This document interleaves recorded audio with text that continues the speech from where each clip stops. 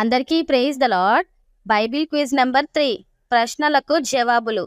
మొదటి ప్రశ్న, నమ్మకమైన వాడును సత్యవంతుడును అను నామము గలవాడు దేని మీద కూర్చుని ఉండుట యోహాను చూచెను? జవాబు, తెల్లని గుర్రముపై. ప్రకటన 19:11. రెండవ ప్రశ్న, గొర్రెపిల్ల పెండ్లి విందుకు పిలువబడిన వారు ఎవరని యోహాను వ్రాయమనెను? జవాబు, ధన్యులు. ప్రకటన 19:9.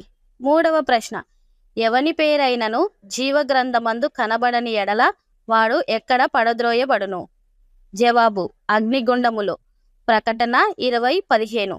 నాలుగవ ప్రశ్న, సియోను పర్వతము మీద గొర్రెపిల్లతో పాటు ఎంతమంది కలరు? జవాబు, 124,000 మంది. ప్రకటన 14:1. ఐదవ ప్రశ్న, 4 దిక్కుల వాయువును ఎంతమంది దేవదూతలు పట్టుకొనిరి? జవాబు, 4. ప్రకటన 7:1. వీడియో కనుక నచ్చినట్టయితే please subscribe friends. Thank you.